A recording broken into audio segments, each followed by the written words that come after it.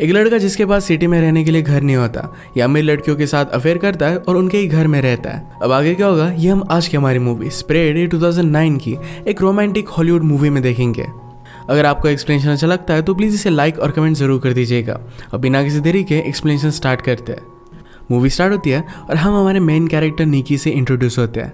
निकी हमसे कहता है मुझे बचपन से ही पता चल गया था कि मैं बहुत ही स्मार्ट हूँ। मेरी मदर की फ्रेंड्स को मैं बहुत ही अच्छा लगता था। जब वो बड़ा हुआ तो एक फ्रेंड के साथ उसका अफेयर भी हो गया था। उसने हमेशा से इमेजिन किया था कि वो बड़ी सिटी में रहेगा, उसकी बहुत सारी गर्लफ्रेंड होगी, और वो हमसे कहता है कि ये सच भी हुआ है। इस बात में थोड़ा सा ट्विस्ट था। उसके पास खुद की रहने की जगह नहीं थी तो अमीर लड़कियों को ढूंढता रहता था, उन्हीं के साथ वो रहता था। ऐसे ही एक रात उसे हम क्लब में देखते हैं। क्लब की बहुत सारी लड़कियों को ऑलरेडी जानता है क्योंकि उनके साथ उसका अफेयर रह चुका है। उसने एक लड़की को नोटिस किया जिसके पास सारी एक्सपेंसिव चीज़ें थी। हमारी और एक मेन कैरेक्टर है, इसका नाम है समंथा। समंथा को पार्टी से ज़्यादा देख उसके पीछे पीछे चलने लगता है। उसने उसका नाम पूछा, कहता है तुम इतनी जल्दी यहाँ से जा क्यों रही हो, मैं तुम्हें तुम्हारे घर छोड़ सकता हूँ। समंथा उसे ज़्यादा भाव दे नहीं रही थी। उसने कहा कि तुम बहुत क्यूट हो पर मैं तुम्हें घर पर नहीं लेकर जाऊंगी। निकी पूछता है कि क्या तुम्हारी शादी हो गई है। समंथा ने ना कहा। वो फिर पूछता है कि क्या तुम किसी से प्यार करती हो। वो फिर इसे मना करती है। वो क्लियर करती है कि मैं तुम्हें जानती भी नहीं। ये बात सुनने के बाद निकी उसके पास आ गया। ये दोनों एक दूसरे को किस करते हैं। निकी फिर उसके साथ उसके घर पर आ जाता है। वो हमसे कहता है कि लड़कियों के सामने तुम बहुत ही स्टूपिड सी चीज़ें करो तो उन्हें सेफ लगेगा। उसके पास लड़कियों को हैंडल करने के इस तरीके के बहुत सारे रूल्स थे। इसमें वो सक्सेस होता है और आज रात दोनों इंटीमेट हो गए। सुबह होने पर समंथा निकी को उठाने की कोशिश करती है पर निकी उठता नहीं। ये भी उसकी एक ट्रिक थी ताकि वो यहाँ पर रह सके। उसने सिर्फ उसे थोड़ी सी स्माइल दी। समंथा अपना कार्ड छोड़कर गई थी तो उसने उसके लिए फूल मंगवाए। उसे उतना अच्छा कुकिंग करना आता नहीं पर फिर भी समंथा के लिए वो कुक करता है क्योंकि उसे पता है कि लड़कियों को एफर्ट करने वाले लड़के बहुत अच्छे लगते हैं। समंथा के रात पर घर पर आने पर उसे बहुत ही स्पेशल फील कराता है। वो उसे पूछती है क्या तुम कुछ काम भी करते हो। निकी कहता है कि मैं सब नॉर्मल सी चीज़ें करता हूँ, उठता हूँ, खाता हूँ, पीता हूँ, यही सब एंजॉय करना है उसकी लाइफ है। उसे ज़्यादा कुछ बोलने नहीं देता और ये दोनों फिर से इंटीमेट हो जाते हैं। एक दूसरे के साथ एंजॉय करना यही इनकी लाइफस्टाइल बन चुकी थी। समंथा निकी की लाइफस्टाइल मेंटेन करती है। ये दोनों एक दूसरे के साथ बहुत एंजॉय कर रहे थे। थोड़े दिनों में निकी बोर होने लग गया। समंथा कब घर से बाहर जाए इसका वेट करता था। एक दिन वो कहती है मुझे मीटिंग के लिए न्यूयॉर्क में जाना पड़ेगा, क्या तुम मेरे साथ चलोगे। निकी ने कहा कि मैं तुम्हारे साथ नहीं आ सकता क्योंकि उसे पार्टी करनी थी। उसे ड्रॉप करता है और तुरंत पार्टी की प्लानिंग उसने स्टार्ट कर दी। निकी का एक बहुत ही अच्छा फ्रेंड है जिसका नाम है हैरी। जब निकी के पास रहने के लिए कोई भी जगह नहीं होती तो हैरी के पास ही आ जाता है। निकी हैरी को भी समझा रहा था कि किस तरीके से लड़कियों को हैंडल करना चाहिए। यह पार्टी में निकी की एक्स गर्लफ्रेंड आ जाती है। वो वहाँ पर तमाशा खड़ा करने लग गई। निकी हैरी से कहता है कि जल्दी से इसे घर पर लेकर जाओ वरना मेरी सच्चाई सबको पता चल जाएगी। पार्टी की सब लड़कियों को बता रहा था कि वो बहुत ही बड़ा मिलीनियर है। एक लड़की ने उसे अप्रोच किया और हाउस की टूर के लिए पूछा। टूर देते हुए फाइनली वो बेडरूम तक आ जाता है और दोनों फिर इंटीमेट हो गए। रात में फिर से हैरी और निकी दोनों हैंग आउट कर रहे थे। हैरी कहता है कि तुम्हारी एक्स गर्लफ्रेंड पूछ रही थी कि क्या उसके जाने पर भी तुमने ऐसी ही पार्टी की थी। निकी ने कहा कि क्या तुमने उसे सच बताया। हैरी कहता है कि मेरे पास चॉइस भी नहीं थी। ये सब करते हुए निकी को थोड़ा सा भी बुरा नहीं लगता। वो लड़कियों के फीलिंग्स के बारे में ज़्यादा सोचता नहीं। पार्टी की सब चीज़ें मेड को क्लीन करनी पड़ी और इसी वजह से समंथा को सब कुछ पता चल जाता है। उसने कॉल कर निकी को बताया कि किस दिन वो वापस आने वाली है। निकी आज बहुत सारी लड़कियों को कॉल कर रहा था तो हमसे कहता है कि अगर मैं किसी भी लड़की को कॉल ना करूँ तो मेरा गेम खराब हो जाएगा। उसे हमेशा प्रैक्टिस करनी पड़ती है। ऐसे ही अपनी एक पुरानी फ्रेंड को घर पर बुला लेता है। फ्रेंड पूछती है कि तुम अब किसको फंसा रहे हो। ये दोनों एक दूसरे को बहुत टाइम से जानते थे। वो निकी को पूरी तरह पहचानती थी। उसने कहा कि तुम अगर ऐसे ही करते रहे तो 10 साल में तुम्हारा हाल बहुत ही बुरा होगा। ये सब करने से तुम्हें कोई भी खुशी नहीं मिलती। हम दोनों के बीच में जो भी था ये बहुत ही अच्छा था। उसे निकी के लिए फीलिंग्स थे। उससे कमिटमेंट चाहती थी पर निकी इस बात को थोड़ा सा भी सीरियसली लेता नहीं। ये दोनों फिर इंटीमेट हो गए। वो उससे पूछती है कि क्या हम हमारी रिलेशनशिप को और एक चांस दे सकते हैं। निकी उसे कोई भी जवाब नहीं देता। उस लड़की ने आज रियलाइज़ किया था कि निकी एक्चुअल में उसके लिए कोई भी केयर नहीं करता। समंथा निकी को रंगे हाथ पकड़ने के लिए एक दिन जल्दी आ जाती है। निकी किसी और लड़की के साथ था और उसे इसके लिए वो सॉरी कहता है। उस पर बहुत गुस्सा हो गई थी। निकी कहता है कि मैंने तुम पर चीट नहीं किया है। हम दोनों के बीच में जो भी है हमने इसे कोई भी लेबल नहीं दिया है। इन्हें पता था कि एक दूसरे से प्यार नहीं करते। झगड़े में डिसाइड करते हैं कि फ्रेंड्स विद बेनिफिट्स रहेंगे। फिर से दोनों अपना अफेयर कंटिन्यू करते हैं। एक दिन एक कैफ़े में निकी को एक लड़की पसंद आई जिसका नाम था हैदर। उससे वो बात करने की कोशिश करता है पर हैदर उसके हाथ में नहीं आती। उसने उसे अलग अलग डेट्स के लिए पूछा पर हर बार उसे मना कर देती है। निकी ने जाते जाते अपना नंबर बिल पर लिखा। कुछ भी पे ना किए हुए वैसे वो चला जाता है। कैफ़े में एक डिलीवरी मैन था जो निकी का पता जानता था। तो अगली सीन में हैदर डायरेक्टली उसका पता निकाल कर घर पर आ जाती है।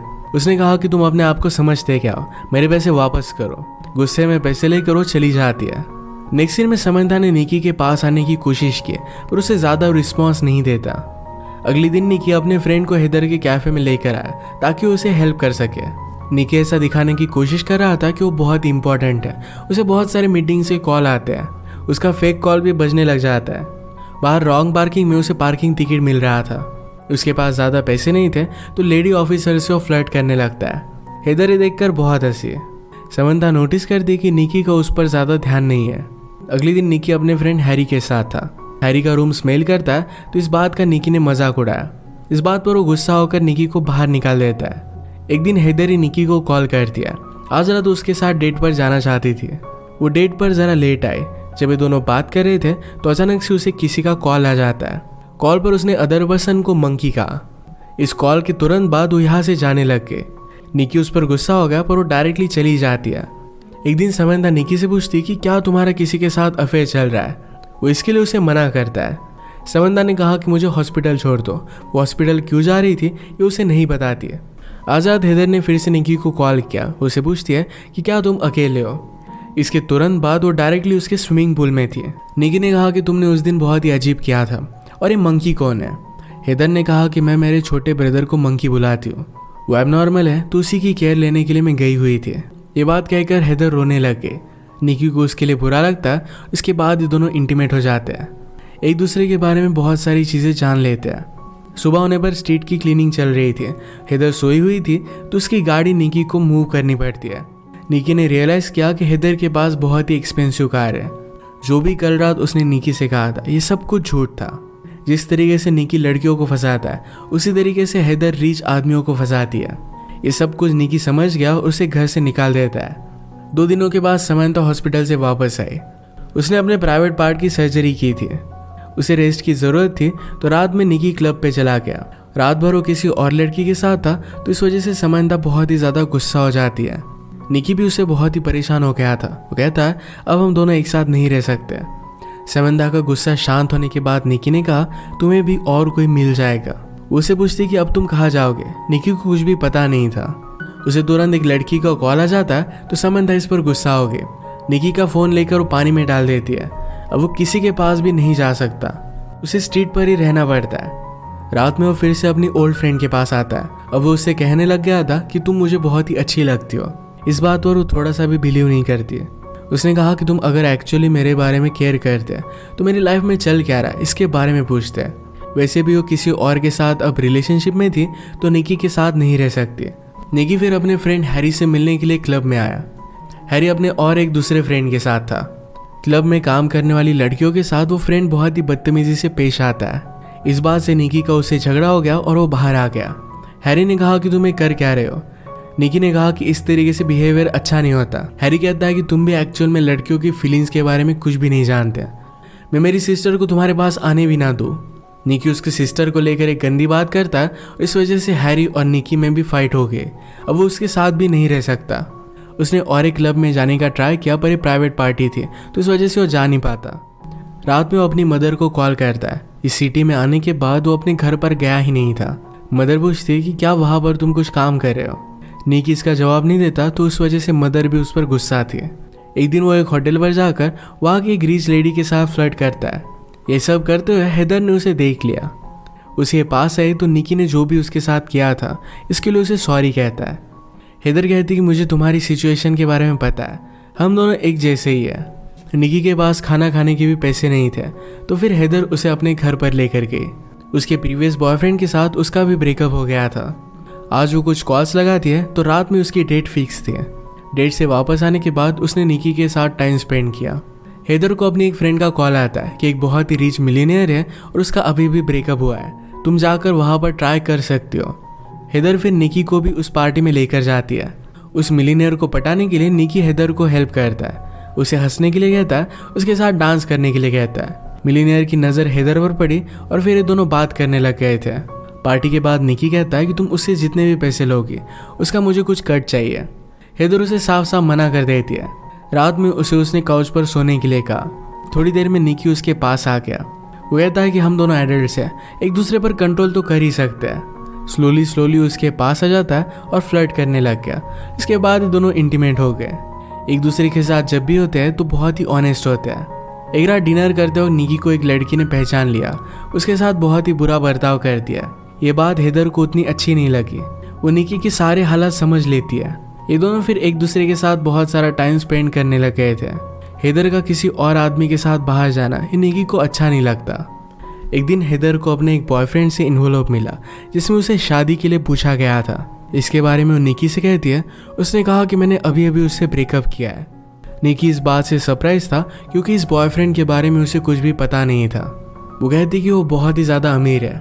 निकी पूछता है, तुमने फिर उसके ब्रेकअप क्यों किया? समंता ने कहा, क्योंकि मैं तुमसे बहुत ही प्यार करती हूँ। अब इस सिचुएशन में क्या किया जाए? इसका निकी के पास कोई भी प्लान नहीं था, तो यहाँ से वो चला जाता है। घर आने के बाद उसे पता चला कि समंता न्यूयॉर्क जा रही है। उसे रोकने की कोशिश करता है पर वो जा चुकी थी। अगले दिन ग्रोसरी लेते हुए उसे अपनी एक फ्रेंड मिली जो बहुत ही ड्रंक थी। उसे इस हालत में ड्राइव करने नहीं दे सकता था, तो उसे घर छोड़ने के लिए आ जाता है। इसी मोमेंट पर उसे समंता का कॉल आया। वो कहता है कि प्लीज़ घर पर वापस आ जाओ, मैं कुछ जॉब्स वगैरह कर लूँगा और हम कुछ ना कुछ तो फिगर आउट कर ही लेंगे। समंता ने उस लड़की की आवाज़ फ़ोन पर सुनी और वो गुस्से में फ़ोन रख दे दिया। निकी को कुछ भी समझ में नहीं आ रहा था कि अब उसे करना क्या चाहिए। उसने हेदर की रूममेट से बात की। उसे एडवाइस करती है कि अब तुम्हें कमिटमेंट दिखानी चाहिए, तुम उसके लिए रिंग वगैरह लेकर जाओ, शादी के लिए उसे प्रपोज करो। निकी को भी आइडिया बहुत ही अच्छा लगता है। वो अपने फ्रेंड हैरी की मदद लेकर एक रिंग बाय करता है। न्यूयॉर्क पहुंचने पर वो देखता है कि हेदर अब एक बहुत ही बड़े हाउस में रह रही थी। उसने उसे समझाया कि ये जो सब चीज़ें तुम कर रही हो इसमें से कोई भी रियल नहीं है, तुम उसके साथ कुछ रह नहीं पाओगी। समंता कहती कि हमारे पास कुछ भी पैसे नहीं है, तुम सिर्फ वादे करते हो और उसके बाद तुम कुछ एक्शन नहीं लेते। इसी बात से वो बहुत ही ज़्यादा डरती है। उसने उसे यह भी बताया कि अब मेरी शादी हो गई है। निकी कहता है कि तुम उससे डिवोर्स ले सकती हो। समंता ने उसे क्लियर किया कि ये सब चीज़ें वो खुद चाहती है, उसे डिवोर्स नहीं ले सकती है। उसका हस्बैंड घर आता है तो समंता ने कहा कि इस डिलीवरी बॉय को उसकी टिप दे दो। इस सब से निकी का हार्ट ब्रेक हो गया। वो अब डिसाइड करता है कि ऑनेस्टी से अपनी ज़िंदगी बिताएगा। एक्चुअल में डिलीवरी बॉय का काम उसने ले लिया था। एक दिन वो समंता के घर पर भी डिलीवरी देने के लिए आया। ये एक दूसरे को ख्याल रखने के लिए कहते हैं। निकी हमसे कहता है, इस सिटी में सपने लेकर मेरे जैसे बहुत सारे लड़के आते रहते हैं। कुछ दिनों के बाद वो वापस चले जाते हैं, पर मैं यहाँ से जाने वाला नहीं। यहाँ रहकर वो ऑनेस्टली फाइट करेगा।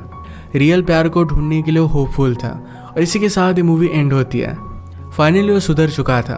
अगर आपको एक्सप्लेनेशन अच्छा लगा तो प्लीज़ इसे लाइक और कमेंट ज़रूर कर दीजिएगा। बहुत सारी मूवीज़ लेकर आते रहता हूँ, तो प्लीज़ चैनल को सब्सक्राइब कर दीजिए और बेल नोटिफिकेशन आइकन दबाना मत भूलिएगा। हम फिर से मिलेंगे और एक नए मूवी के साथ। तब तक के लिए थैंक यू और आप अपने आप का ख्याल रखिए।